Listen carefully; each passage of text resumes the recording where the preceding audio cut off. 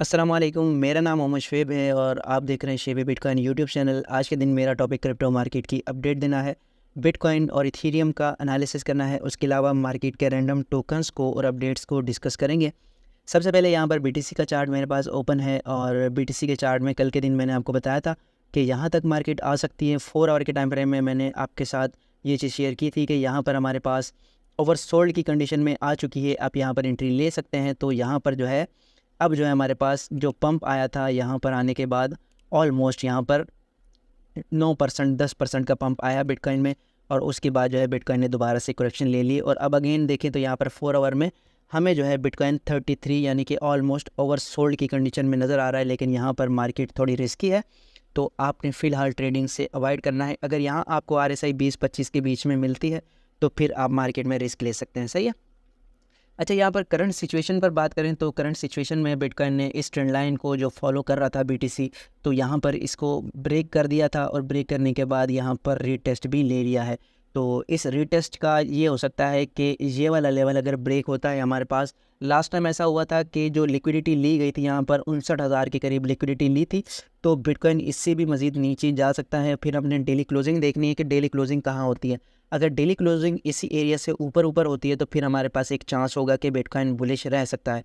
Otherwise जैसे कि halving में अभी 5 से 6 दिन रह गए हैं, हाल्विंग हो जाएगी तो फिर हो सकता है मज़ीद एक सेल ऑफ हमें देखने में मिले। फिर अगर इस एरिया को बीटीसी ब्रेक करता है तो फिर डाउन साइड पर 52,000 का एरिया हमारे पास नेक्स्ट सपोर्ट रह सकता है। लेकिन इसे चांसेस अभी बहुत कम है, क्योंकि यहाँ से अगर बिटकॉइन ड्रॉप लेता है तो यहाँ पर ये 18 से 20% का क्रैश है, जो कि एकदम नहीं आएगा। इतना सारा पैसा एकदम मार्केट से नहीं निकल सकता। और यहाँ पर अगर देखें तो डेली के टाइम फ्रेम में 200 की एक्सपोनेंशियल मूविंग एवरेज मौजूद है। यहाँ पर इसको लाजमी जो है ये होल्ड करेगी, और जब तक डेली के टाइम फ्रेम में 200 वीक की जो एक्सपोनेंशियल मूविंग एवरेज है उससे मार्केट ऊपर रहती है तो वो जो है बुलिश कंसीडर की जाती है मार्केट में। ठीक है। और उसके अलावा 4 आवर के टाइम फ्रेम में बात करते हैं। 4 आवर के टाइम फ्रेम में यहाँ पर ये जो है 200 मूविंग एवरेज को, एक्सपोनेंशियल मूविंग एवरेज को 4 आवर के टाइम फ्रेम में ब्रेक कर चुका है। ब्रेक के बाद रीटेस्ट भी ले चुका है। तो ये अब बहुत इंपॉर्टेंट जोन रहेगा हमारे पास मार्केट को डिसीजन मेकिंग के लिए कि यहाँ पर जो है अगर ये डाउन साइड पर ब्रेक हो जाता है तो फिर हम उम्मीद करेंगे कि यहाँ पर 50,000 तक आ सकता है। जब तक अपनी सपोर्ट को ये होल्ड रखे हुए है बड़े टाइम फ्रेम में, तो हम जो है एक उम्मीद कर सकते हैं कि बिटकॉइन यहाँ से बाउंस कर सकता है। जो इसकी एक बहुत ज़्यादा दिन पुरानी रेंज है इसको ब्रेक कर सकता है। अगर यहाँ पर देखें कि कितने दिन पुरानी रेंज है ये, तो यहाँ से हम जो है इंडिकेटर यूज़ करते हैं और इस जगह देखें तो ऑलमोस्ट 48 दिन यानी कि ऑलमोस्ट 2 महीने बिटकॉइन इसी एरिया में कंसोलिडेट कर रहा है।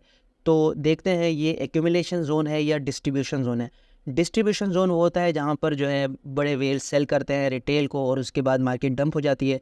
और एक्यूमुलेशन जोन वो होता है जहाँ पर रिटेल जो है वो सेल कर देता है और वेल जो है वो बाय करते हैं और उसके बाद मार्केट पंप करती है। ठीक है। उसके अलावा बिटकॉइन के लिक्विडेशन लेवल को डिस्कस करें तो यहाँ पर ऊपर की तरफ जो है हमें शॉर्ट्स की पोजीशन मार्केट में नज़र आ रही हैं, लेकिन ऑलमोस्ट 67,400 तक $700 मिलियन की लिक्विडेशन है और डाउन साइड पर 200 मिलियन की। तो मार्केट के अभी ऊपर जाने के चांसेस थोड़े अभी भी लग रहे हैं, क्योंकि ओवरऑल एक्सचेंजेस पर देखें तो ऊपर की तरफ काफ़ी ज़्यादा लिक्विडिटी पड़ी हुई है। लेकिन लिक्विडिटी के अलावा भी हमें देखना होता है कि माइक्रो इकोनॉमिक्स के क्या हालात हैं और किस तरफ जा रही है मार्केट। तो अगर माइक्रो इकोनॉमिक की कंडीशन बहुत ज़्यादा बुरी होती है, जिसमें ईरान और इसराइल सरफहरिस्त हैं, उनके दरमियान कोई अगर प्रॉब्लम होती है तो मार्केट मज़ीद क्रैश कर सकती है। अदरवाइज़ जो है अगर हालात स्टेबल रहते हैं तो फिर मार्केट को मैनिपुलेट किया जाएगा और मार्केट ऊपर जा सकती है। और आज के पंप की वजह एक न्यूज़ भी थी जिसमें जो है चाइना ने बिटकॉइन का और इथेरियम का ETF अप्रूव कर दिया है। हालांकि इतना ज़्यादा इम्पैक्ट हमें मार्केट में नज़र नहीं आ रहा, क्योंकि मार्केट फ़िलहाल फेयर के जोन में है। तो इस वजह से आप जो है मार्केट में केयरफुली ट्रेड करें। अच्छा, यहाँ पर ये एक अगर डबल टॉप बनाता है यहाँ पर तो ये एक बुलिश कंसिडर किया जाएगा। उसके बाद अगर ये मूविंग एवरेज भी ब्रेक हो जाती है तो फिर हमारे पास BTC बुलिश रह सकता है। अदरवाइज़ जब तक इस मूविंग एवरेज से नीचे और इस ट्रेंड लाइन से नीचे ट्रेड कर रहा है तो बिटकॉइन को हम रिस्की कंसीडर करेंगे। ठीक है। उसके अलावा डॉक्टर प्रॉफिट ने यहाँ पर हमारे पास जो है अपडेट दी है संडे की। हालांकि ये मैंने इतनी ज़्यादा पूरी पढ़ी नहीं है, लेकिन यहाँ इस चार्ट से अंदाज़ा हो रहा है कि ये इस सपोर्ट को कंसीडर कर रहा है कि यहाँ पर 60,000 का जो एरिया है वो स्ट्रॉन्ग सपोर्ट जोन है और यहाँ से जो है बिटकॉइन को ये 84 से 85,000 तक जाता हुआ देख रहा है। तो देखते हैं इसका क्या एनालिसिस रहता है। अब यहाँ पर अगर बात करें स्पॉट ऑन चेन में क्या चल रहा है, वेल्स किस चीज़ को, स्मार्ट मनी जो है कहाँ पर फ्लो हो रही है, तो यहाँ पर ये वाले टोकन है जिनमें मार्केट फ्लो हो रही है और वेल्स और बड़े इंस्टीट्यूशन जो है वो बाय कर रहे हैं। उसके अलावा जो सेलिंग हो रही है वो इन टोकन में हो रही है, जो कि फ़िलहाल स्ट्रॉन्ग टोकन है। अगर आपको ये एंट्री जोन पर मिलते हैं और मार्केट ऑलरेडी अच्छा खासा डंप कर चुकी है तो ये आपका बाइंग जोन रह सकता है, और मैं बार बार आपको हर वीडियो में यही बात बता रहा हूँ, ठीक है। और उसके अलावा क्रिप्टो पटेल ने यहाँ पर बिटकॉइन का एनालिसिस किया है, और उसके अकॉर्डिंग भी अगर ये बिटकॉइन की ये वाली रेंज ब्रेक होती है जो कि 3 बार रिटेस्ट हो चुकी है, तो रेजिस्टेंस एरिया जो है वो $67,900 का है। अगर उसको ब्रेक नहीं करती ऊपर की तरफ तो ये 45,000 से 50,000 का एरिया देख रहा है।